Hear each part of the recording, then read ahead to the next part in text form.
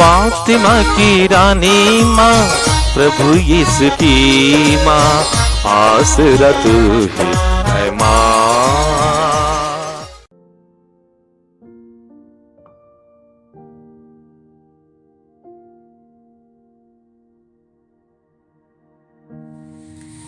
पहला पाठ नबी इसायास का ग्रंथ, अध्याय 48, पद संख्याएं 17 से 19 तक।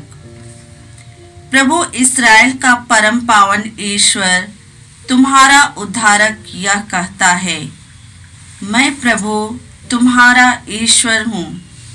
मैं तुम्हें कल्याण की बातें बतलाता हूँ और मार्ग में तुम्हारा पथ प्रदर्शन करता हूँ। यदि तुमने मेरी आज्ञाओं का पालन किया होता तो तुम्हारी सुख शांति नदी की तरह उमड़ती रहती और तुम्हारी धार्मिकता समुद्र की लहरों की तरह।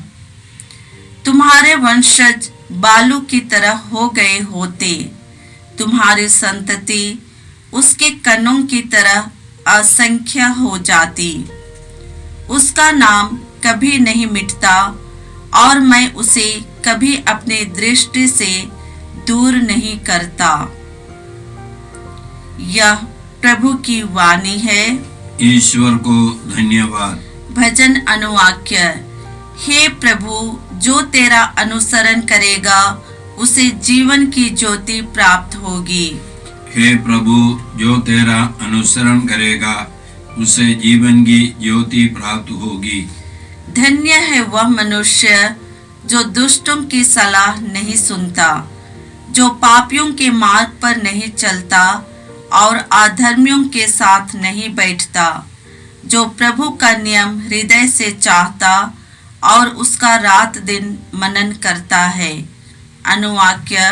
हे प्रभु, जो तेरा अनुसरण करेगा उसे जीवन की ज्योति प्राप्त होगी।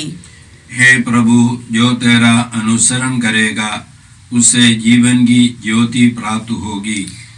वह उस वृक्ष के सदृश है जो जल स्रोत के किनारे लगाया गया है, जो समय पर फल देता और जिसके पत्ते कभी मुरझाते नहीं।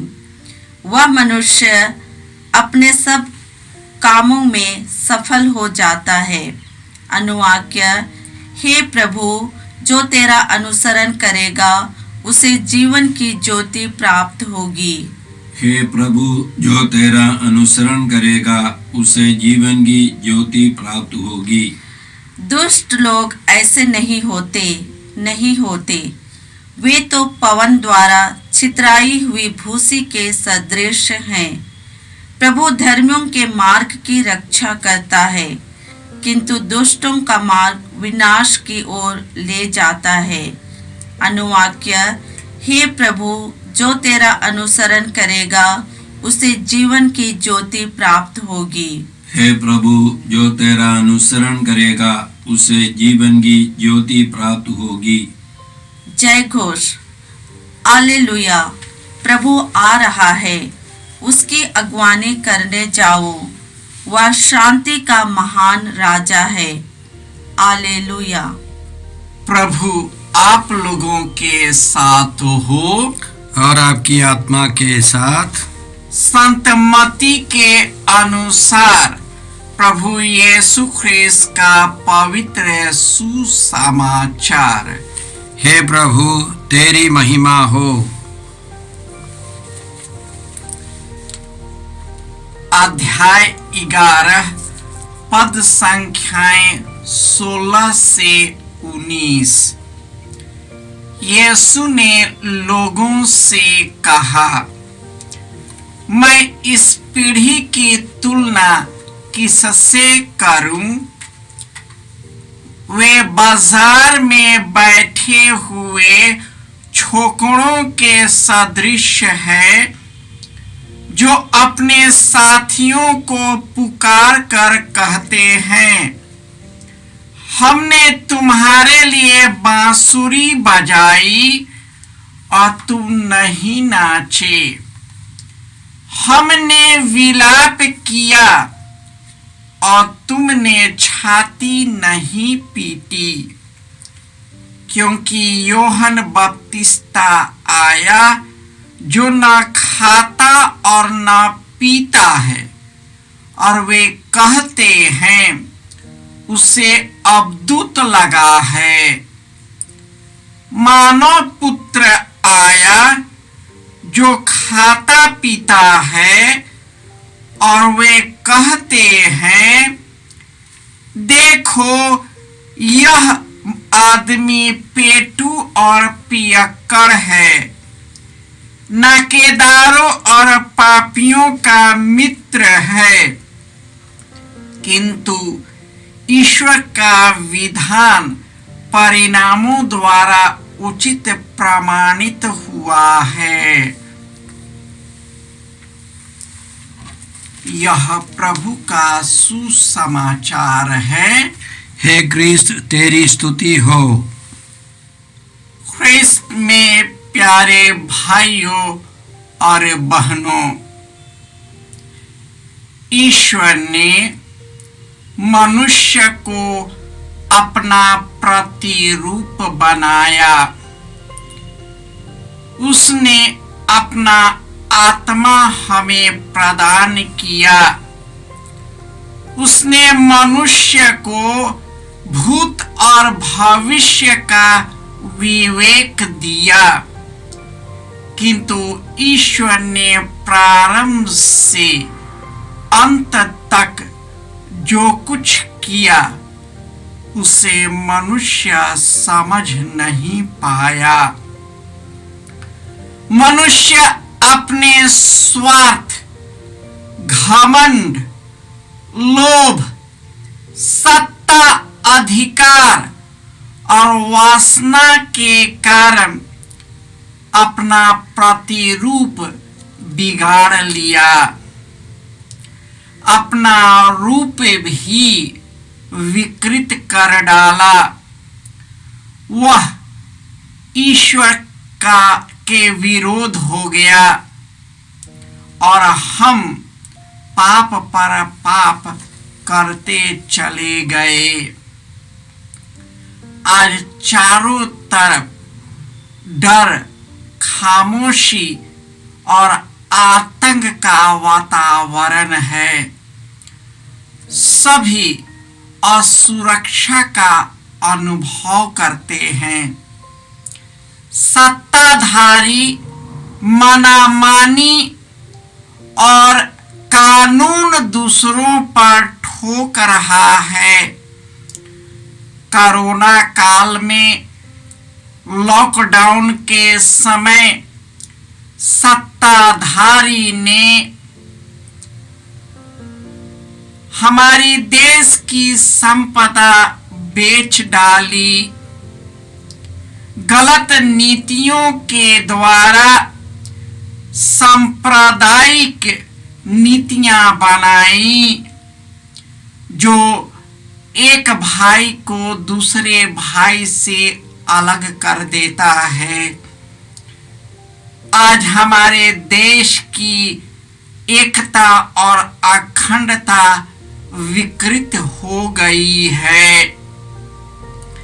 ईश्वर ने मानव जीवन को सरल बनाया, परंतु मनुष्य ने तर्क वितर्क से अपने जीवन को जटिल बना लिया।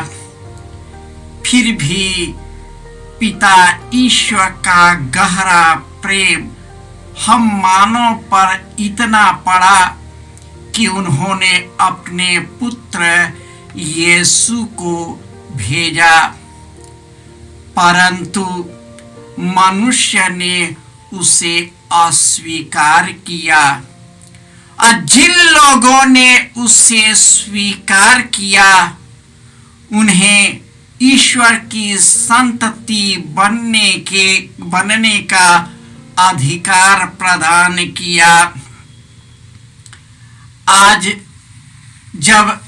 के सुसमाचार में जब यूहन्ना बपतिस्मा प्रभु यीशु की अगवानी में लोगों को तैयार करते हैं तो उन्हें अपदूत घोषित कर देते हैं। जब यीशु गरीब, पापी, लाचार, नाकेदार समझे जाने वाले लोग, समाज के तिरस्कृत लोगों के साथ ईश्वर का वचन सुनाना और उनके रोगों को स्वस्थ करना और ईश्वर के राज्य को उनके बीच लाने के कार्य करते हैं तो उन्हें पेटू और पियक्कर नाम देते हैं। आज का भी यही वातावरण है। आज लोग एक दूसरे से अलग है। घर परिवार में एक दूसरे से अनबन है। भाई भाई में नहीं पटता है। कोरोना काल में जब लोग बीमार और दुखी थे तो उन्हें यूं ही मरने को छोड़ दिया गया। न उन्हें कोई दिलासा देने वाला था और न कोई उसे पानी पिलाने वाला था, क्योंकि सब डर चुके थे।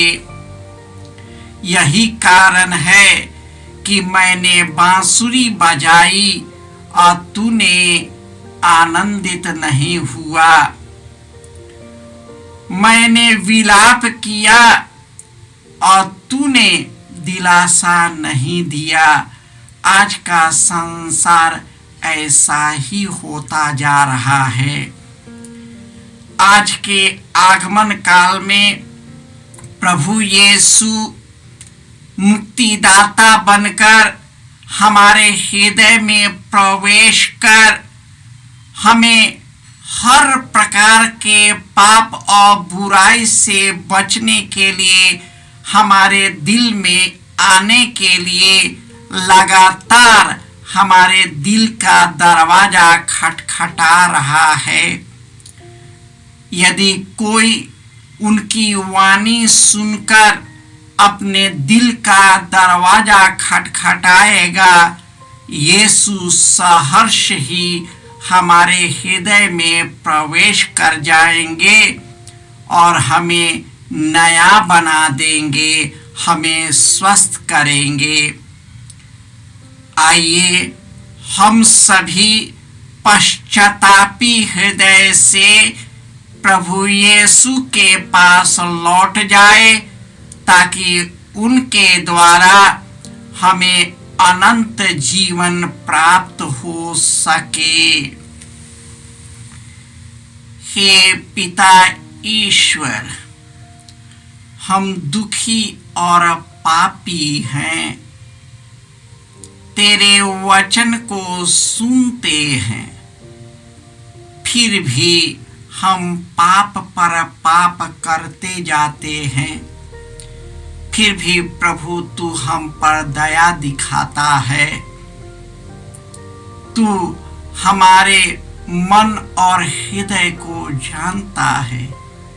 हे प्रभु यीशु, तू हमारे मन और हृदय में प्रवेश कर जाए ताकि तुझी से संयुक्त होकर प्रेम, दया, करुणा और क्षमा का फल उत्पन्न करे और तुझी से जुड़कर अनंत जीवन प्राप्त कर सके।